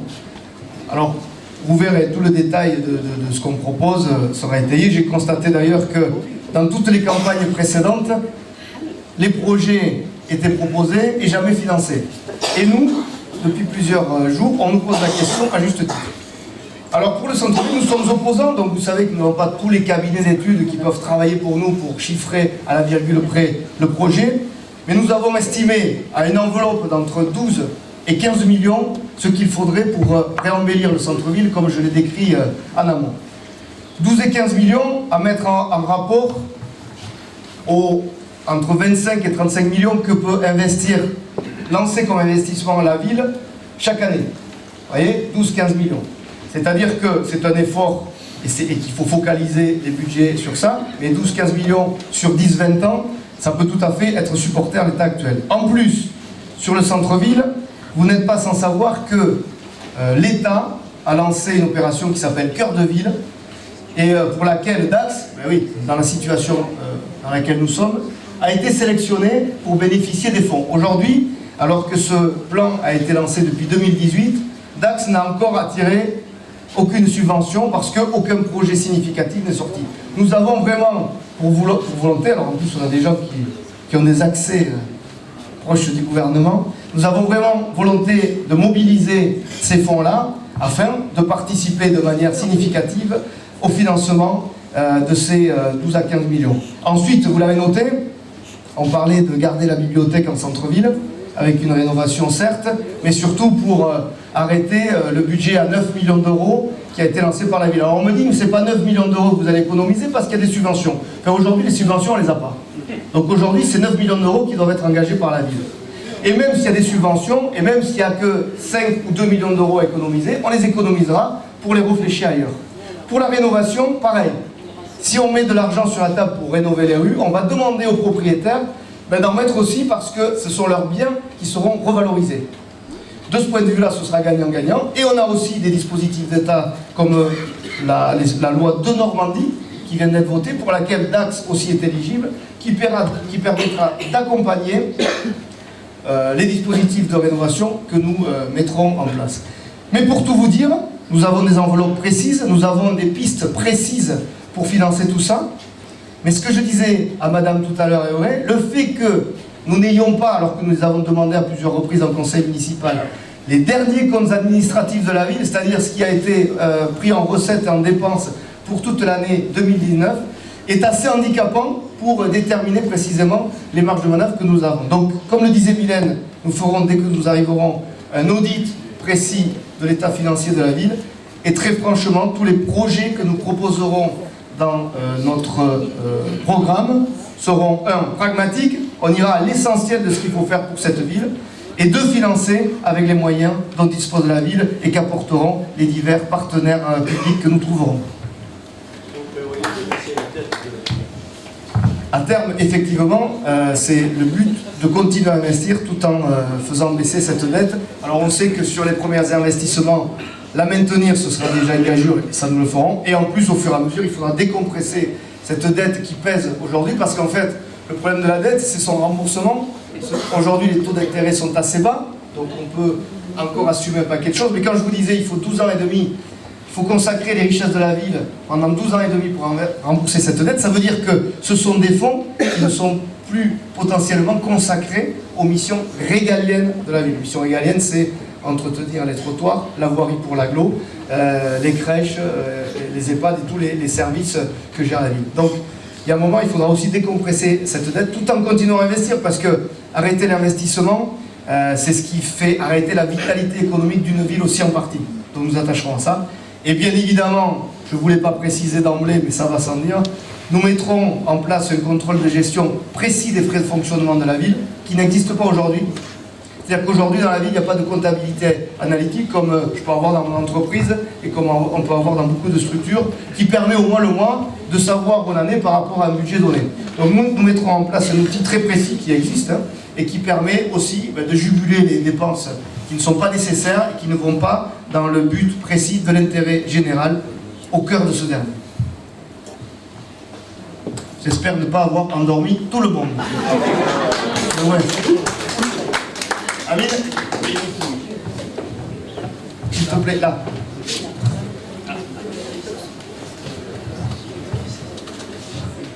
Oui, c'est un sujet qui n'est pas souvent abordé, mais nous allons voter le 15 et le 22 mars pour la ville d'Ax, c'est une chose entendue. Mais nous allons voter également pour l'agglomération. Hein. Et là, il faudrait peut-être commencer à en parler, parce que on a évoqué le sujet du contournement ouest. Je sais bien que pour la ville de Dax, c'est très lourd à supporter et c'est même impossible, mais dans le cadre de l'agglomération et dans le cadre de tous les partenariats qu'on peut avoir au niveau de la région, au niveau de l'État, au niveau de l'Europe, il y aura peut-être quelque chose à faire. Hein. Et surtout, donc, essayer de se projeter sur l'agglo, parce que pour l'instant, c'est très timide comme position. C'est vrai qu'on n'a pas, vous avez raison de le souligner, on n'a pas spécifié à chaque fois ce qui, dans notre programme, relève de l'agglo ou de la ville. Mais quand on parle de mettre de l'argent sur la voirie, sur la propreté, ce sont en fait des compétences de l'agglo. Ça veut dire que, pour moi, il est tout à fait évident que l'un ne va plus sans l'autre. Ces deux territoires sont imbriqués de manière irréversible et les deux vont ensemble. C'est-à-dire que beaucoup des propositions que l'on fait vont de pair avec l'agglo, et c'est ce que je vous disais tout à l'heure, nous avons un projet parallèle avec d'autres communes de l'agglo qui nous suivront dans ces démarches-là, qui seront d'accord pour impulser les mêmes choses. Il y aura un projet structurant d'animation pour la ville que nous dévoilerons dans les prochaines semaines ou les prochains jours, et qui sera porté aussi en concomitance avec l'agglo. Parce que tout est étroitement lié. Et c'est vrai que On a peut-être fait l'erreur de ne pas spécifier à chaque fois ça vient de l'agglo ou de la ville. Mais les deux sont étroitement liés aujourd'hui, au fil du transfert de compétences qui ont été faites à l'agglo. Et c'est normal parce que l'agglo est un territoire qui permet de mobiliser beaucoup plus de moyens et de force qu'une ville esselée ou qu'une commune rurale esselée. Et le but de ce que j'annonçais tout à l'heure, c'est que vraiment les richesses soient réparties de manière homogène sur ce territoire. Pour revenir sur le contournement, mon but ce soir, c'est pas de raser gratis. C'est pas de vous dire oui, le 16 mars, on lancera la construction du contournement ouest parce que nous le voulons et nous le ferons. On sait qu'aujourd'hui, c'est très compliqué de lancer des projets comme ça. Je ne vous dis pas qu'on n'y travaillera pas et qu'on ne cherchera pas les solutions, mais ce n'est pas un projet que l'on pourra lancer immédiatement parce qu'il faudra aller négocier pour le coup avec beaucoup de monde, mais comptez sur nous quand même pour mener ces démarches-là.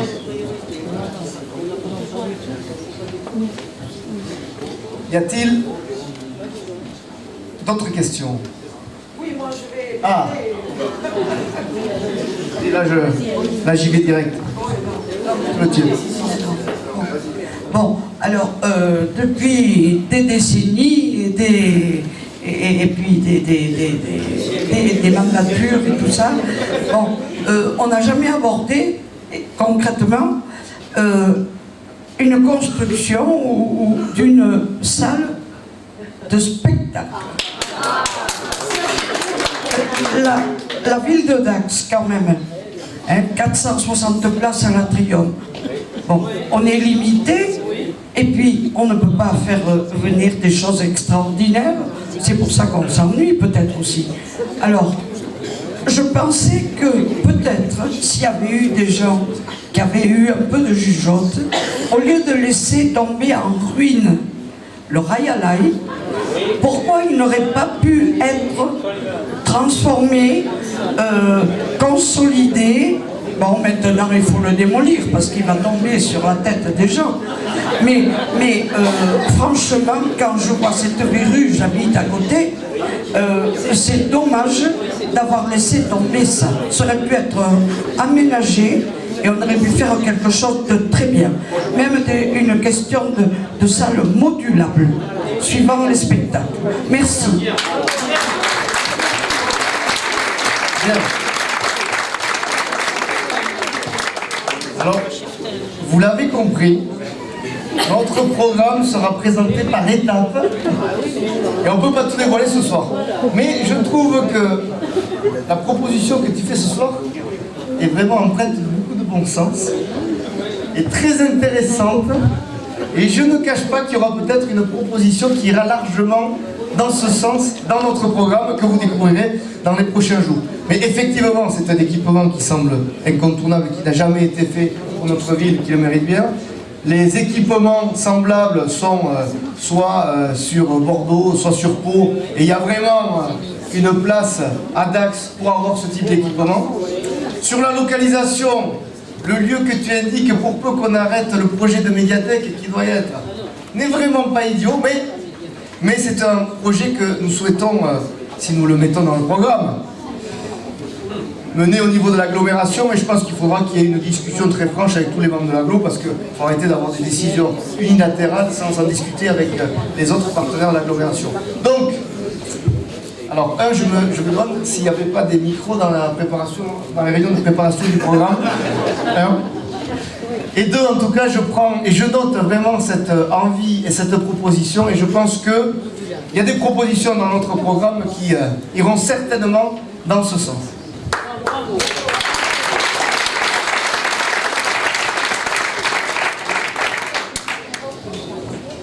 Moi j'en reviens au parking. Alors, oui. Le parking payé le long de la rue. Oui, c'est un ridicule ça.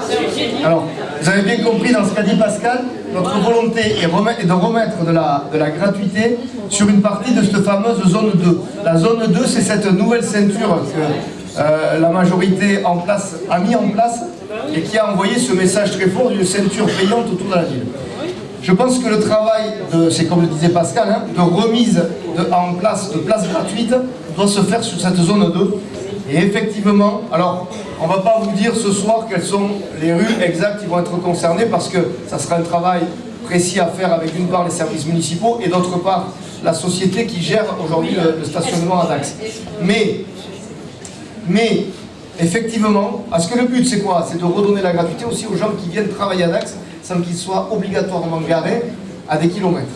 Donc effectivement, cette zone derrière les arènes serait assez propice pour y remettre des zones gratuites. Mais on vous confirmera tout ça quand on aura tous les dossiers. Et est-ce qu'il va être possible de se désengager? Alors se désengager totalement, ça sera une négociation, mais c'est une négociation qu'on mènera de manière acharnée. Et vous savez, dans un contrat comme celui-ci, les deux parties ont obligatoirement nécessité d'être gagnantes et de fonctionner dans un bon environnement. Donc tout le monde aura intérêt, on ne sera pas en plus la seule ville sur laquelle la majorité aura basculé, et donc il y aura des négociations dans beaucoup de villes en parallèle, et donc les deux parties seront ouvertes, je peux vous le garantir, afin de trouver un accord qui soit le plus valable et le plus gagnant-gagnant pour les parties. Personne le samedi qui se gare et qui est payant, personne ne s'en va. Le samedi et toute la semaine. Il est vide ce parking. C'est lequel? Les arènes? Après le KFC. Le triangle d'arène. Le bordel. Ouais. On bien tout ça. Ici, nous avons une question ici de madame. Serait-il possible de, oui ça ne coûterait pas cher je pense, de revoir la signalisation de l'office du tourisme? Parce que souvent, quand on se promène en ville, il arrive que des touristes ou des étrangers disent mais où est l'office du tourisme? Il est dans le renfoncement, il y a certes... On peut en parler. Il y a certes sur le trottoir un trépied qui au premier coup de vent s'en va. Et la signalisation de l'office du tourisme mériterait peut-être en haut une affiche qui ressorte un peu du renfoncement. Moi je me permets de le dire parce que ça m'est arrivé d'être interrogé par des gens. Voilà. Je vis à Dax depuis 15 ans, je n'ai pas d'accent d'ici, mais je vis ici. Très bien. Et même par des étrangers qui parlent anglais, surtout jamais. Voilà. L'accent commence à venir, si, vous l'avez non, sérieusement, effectivement, vous l'avez compris, c'est dans tout cet effort de réaménagement du centre-ville et de signalétique et de signalisation que nous allons entreprendre de manière harmonieuse avec tout le réaménagement du centre-ville. Pourquoi on n'essaierait pas de faire un exemple comme à Aire sur Adour? Le maire a décidé de stopper, d'arrêter les parkings payants. Et ça a redynamisé le centre-ville. Il y a... Pascal va répondre aussi, mais Aire sur Adour n'est pas Dax. Il y a aujourd'hui une nécessité de rotation des véhicules sans doute plus importante qu'à Aire sur Adour. Alors il y a un système de disques, mais qui est moins performant que le système payant. Et on a besoin, de garder des recettes quand même pour la ville, et deux, d'avoir vraiment une rotation efficace sur les places de sa... Oui, je l'ai dit tout à l'heure, il n'y aura pas la gratuité, parce que la gratuité c'est synonyme de voiture tampon, et ça c'est très grave. Et alors, on l'a déjà vu, il y a eu des mesures qui ont été prises les années précédentes, par exemple pour Noël. Il y a une grande gratuité, c'est la braderie à ce moment-là, il y a une grande gratuité des places de 8h du matin jusqu'à 19h le soir. Et je me rappelle d'une personne de la mairie qui était venue me voir un jour, il m'avait dit, tu regardes ça un peu, c'est fantastique, regarde, tous les parkings sont pleins. J'ai dit oui, effectivement, mais tu vois, l'embêtant c'est que c'est 8h du matin qu'il n'y a aucun commerce d'ouvert. Voilà. Alors il y a des mesures qui ont été prises, là, c'est nous qui l'avions suggéré d'ailleurs en mairie, à partir de Noël, de mettre tous les après-midi, sur la période de Noël, tous les après-midi gratuits, et ça a été suivi par le samedi gratuit. Après-midi, samedi gratuit. Pourquoi? Parce que le personnel de non-commerce, quand il arrive, si on lui dit que c'est gratuit, même si on lui dit de ne pas se garer là, je dis désolé, le citoyen français, il a l'habitude de contourner un peu les règles. Mais par contre, à partir de 14h, en général, tous les commerces sont ouverts, et là, on peut aller sur de la gratuité. Voilà, la gratuité, il faut la mettre avec parcimonie, avec le bon dosage, aux bons endroits, afin que ce soit vraiment efficace. Bonjour monsieur. Depuis du temps de monsieur Forté, les polices avaient demandé un boulodrome. Et ça avait été accepté, mais depuis, toujours rien. Quand c'est que ça va se faire? Très bien. Un boulodrome. Alors, je sais que pour en avoir parlé avec certains joueurs, il y a un problème aux arènes, c'est plus du tout praticable, c'est pas entretenu. Le sol pour jouer au boule, c'est pas suffisant, ce qu'on m'a dit. Justement, parce que maintenant, il y a les voitures, il y a les camions, il y a les tracteurs. C'est tout défoncé. Les joueurs, alors où aller, Lina? Voilà. Alors, il y a plusieurs sites qu'on a identifiés, parce que c'est vrai que même si le boulodrome n'a pas monopolisé toute notre énergie pour la rédaction du programme, on en a quand même parlé. On a identifié 2-3 endroits, parce qu'un boulodrome, ça peut se placer assez facilement. Il y a des endroits qui seront libérés, parce qu'il y a un certain centre aquatique qui va déménager, par exemple. Vous voyez, il y a des endroits comme ça qui peuvent être mobilisés pour faire un boulodrome. L'ex-bricolage, par exemple. Comment? L'ex-bricolage. Ouais, alors aussi, mais là il faut voir ce qui est faisable. En tout cas, il y a plusieurs, parce que le boulodrome, on peut effectivement le passer, c'est une question de volonté. Il y a aussi un travail à faire sur le parc des arènes.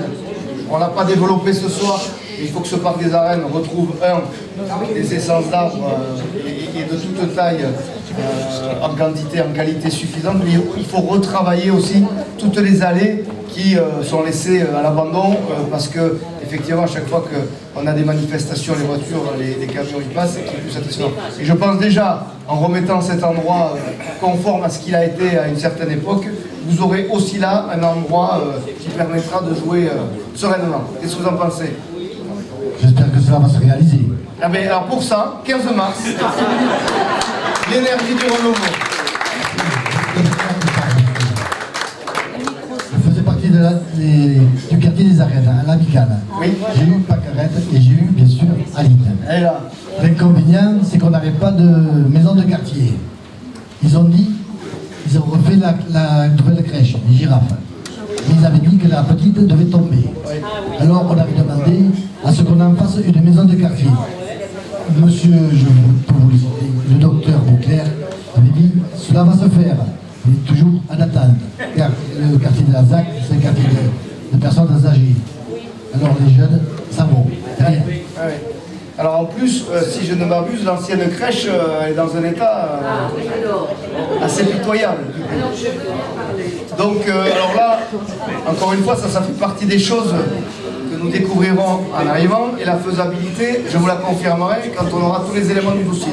Et ce que vous exprimez semble tout à fait légitime. Moi je pense très franchement qu'il faut que chaque association de quartier, dans la mesure, on a le même problème à Saint-Vincent, dans la mesure où elle est dynamique, où elle organise des choses et où elle fait vivre son quartier, très franchement, elle a droit à un local pour se réunir, pour vivre et pour préparer les animations qui sont les siennes. Donc, on travaillera à ça, à ce que chaque association, alors dans un premier temps, ça ne sera pas peut-être du 600 mètres carrés, mais que chaque association qui travaille pour le bien-être de la ville, comme le font les associations de quartier, est un lieu pour se réunir, pour entreposer des affaires, des dossiers, afin de pouvoir travailler sereinement. Ça me semble tout à fait logique et naturel. Il y a plus d'euros complètement à date. Non. S'il n'y a plus d'euros. Il y a quand même quelques euros. C'est madame le maire, soi-disant, madame le maire, puisqu'il n'a pas été élu encore. Et elle a fait faire l'Alzheimer, la piscine, la route de Tercis, elle a fait tomber les arbres à la place de Thiers, elle a fait une partie, alors que c'est à feu la place de Thiers, et maintenant elle est en train d'arrêter les Halles pour faire l'avenue de Terrasso. Maintenant elle fait le pont. Avec d'où elle va sortir les ronces. Voilà, alors, oui. Je vais lui laisser le micro. Quand je parlais de plan d'ensemble pour gérer la ville, quand je parlais de stratégie globale, c'est exactement ça. Allez, je ne voulais pas en reparler ce soir, mais je vais le faire. Est-ce que vous avez vu l'épisode du parking Chanzy? Un projet à 1,6 million d'euros. Ouais, et puis on verra à la fin peut-être. Oui, ça va dépasser les 2 millions. Un projet lancé en 15 jours. Un projet lancé sans présenter aucune, ne serait-ce qu'esquisse au conseil municipal. Et un projet qui doit à tout prix être inauguré avant le 15 mars, handicapant ainsi la vie de tous les habitants autour, de tous les usagers qui veulent s'y garer, et avec un résultat esthétique, parce qu'on commence à le voir, qui va être catastrophique. Vous avez raison de souligner, on ne peut plus engager l'argent public comme ça, sur un coup de tête ou pour un projet électoraliste. Vous parliez de comment financer tous les projets tout à l'heure. C'est exactement le contraire de ce qu'il faut faire. Nous ferons un plan multi-annuel qui permettra de savoir comment l'argent sera dépensé en fonction de nos possibilités et sur un projet stratégique et d'ensemble qui permettra d'optimiser tout ce que nous dépenserons. Quand on a planté des arbres sur un parking et qu'on les arrache quelques années plus tard parce qu'on va y mettre une surélévation de parking, ça n'est pas un bon usage des deniers publics et nous ferons exactement le contraire. Je m'y engage.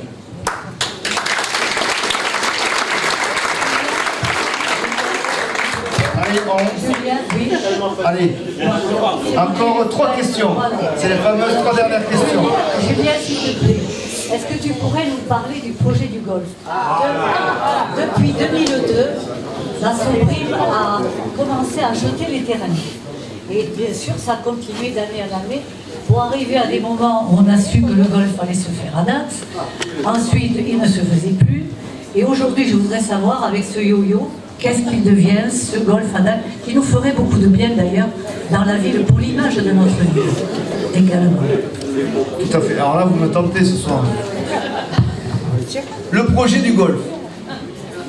Je vais vous dire, pour moi, c'est une énigme qu'on ne joue pas encore au golf à Dax. On a un promoteur privé qui a acheté les terrains, qui a ficelé son projet sur le plan financier et qui veut le commencer depuis des années. On a des communes autour de Dax qui font tout ce qu'elles peuvent pour que ce golf voit enfin le jour, parce que autour du golf, il y a un projet immobilier qui permet d'ailleurs de le financer et qui va faire, d'une part, travailler une multitude d'entreprises locales et d'autre part, permettre de loger dans un site agréable tout un tas de familles. Eh bien, nous avons une ville à Dax qui traîne des pieds. Parce que c'est aussi simple que ça, elle traîne des pieds. Il y a eu, j'en parlais l'autre jour, une réunion qui a eu lieu à ce sujet avec les promoteurs de ce golf. Je ne citerai pas le nom, c'est une société bien connue au Pays Basque. Et tous les maires des communes, afin qu'on règle un problème qui était quand même important, qui est celui de la compensation. C'est-à-dire que, pour faire le golf, on va raser des arbres, et il y a une obligation légale de replanter autant d'arbres qu'on en a coupés. Donc, les maires de diverses communes rurales étaient présentes et ont trouvé des solutions. Ils sont venus dans un esprit constructif, et d'ailleurs, le dossier a été ficelé. Pour participer à cette réunion, d'après vous, sur un sujet important, combien d'élus de la ville de Dax? Aucun. Zéro.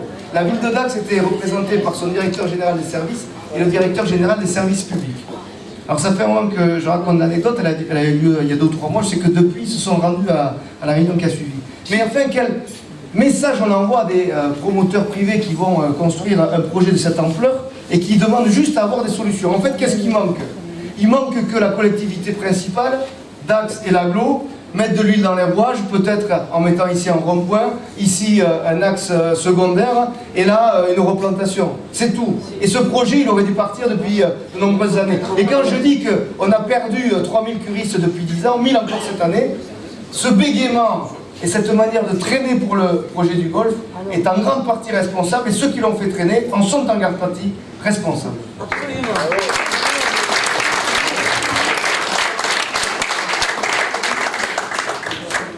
Alors ici, nous avons perdu la ligne.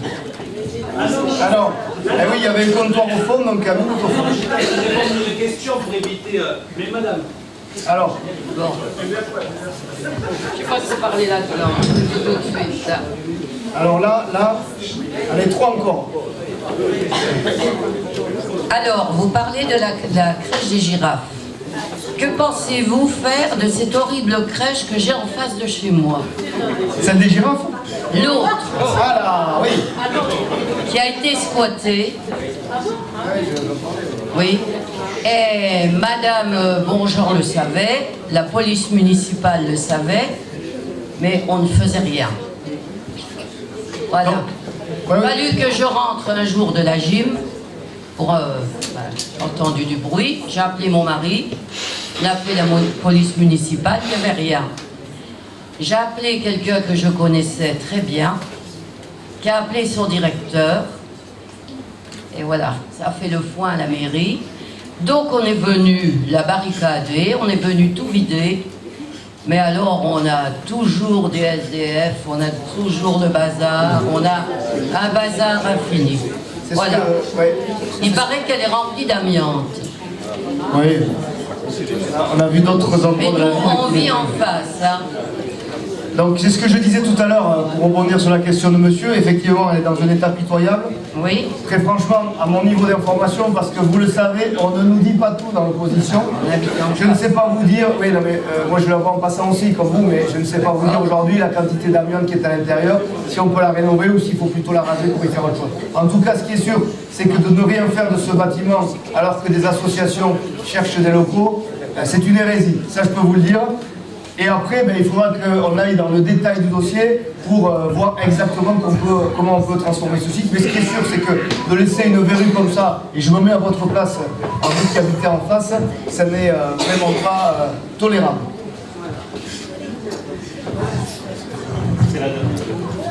C'est la dernière, l'avant-dernière, pardon. Oui.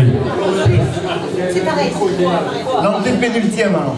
Je voulais le placer en pénultième. Oui, en fait, je voulais parler du golf, donc la réponse a été donnée clairement. Le golf serait en plus extrêmement utile, probablement, pour l'avenir du splendide hôtel 4 étoiles, dont le service laisse tellement à désirer qu'on va être au 3e directeur, et donc je ne suis pas si sûr que l'économie soit florissante. Or, il me semble me souvenir que la ville de Dax a investi plus de 7 millions d'euros dans cette entreprise et donné des garanties qui font que si les choses se passent mal, nous supporterons les conséquences. Or, je pense que pour un hôtel 4 étoiles, un golf qui possède un spa, un golf est indispensable. Alors voilà, tout à fait, le golf il va servir pour le splendide, il va servir pour tout le reste, bien évidemment, de l'attractivité de la ville. Alors aux dernières infos que l'on a, le projet sera en train quand même de se décanter. Je pense qu'il y a un petit souci lié au PLUI, plan local d'urbanisme intercommunal, qui a été modifié dans l'intervalle, et du coup il se peut que le projet immobilier soit à revoir, mais enfin je pense quand même qu'on va arriver à avoir ce golf. Mais évidemment ce golf ça rejaillira sur le splendide, sur l'ensemble de la ville en termes de retombées économiques. Je voulais dire autre chose. C'est la dernière. Voilà. Alors vous en avez déjà parlé aux ateliers. Qu'est-ce que vous comptez faire pour tous les caissons qu'elle nous met pour les poubelles partout? Qu'est-ce que vous pensez faire? Tout à fait. Alors on aura là aussi, pour revenir, un gros volet environnemental sur notre programme, et la partie de la gestion des déchets en fait clairement partie. En gros, c'est de dire la gestion des déchets telle qu'elle est faite aujourd'hui a pris beaucoup de retard. C'est-à-dire qu'on n'incite pas les gens à trier. On ne les y aide pas. Donc, vous le verrez, il y aura un gros volet sur ça qui permettra, de le faire simplement, facilement, sans trop de contraintes et de manière incitée. C'est-à-dire que l'enjeu demain, ça va être de trier, d'amener facilement ces déchets, une fois qu'ils sont triés, au tri, et d'accentuer les rotations pour ramasser les ordures en sensibilisant les gens sur la manière de le faire. Mais ça, vous le verrez en détail dans le programme. Il faut venir, mais ça sera écrit dans le programme aussi. Non, il y aura un réétalement de tout ça, vous le verrez sur le plan global. Allez, écoutez, je vous remercie pour être venus aussi nombreux ce soir, pour avoir participé.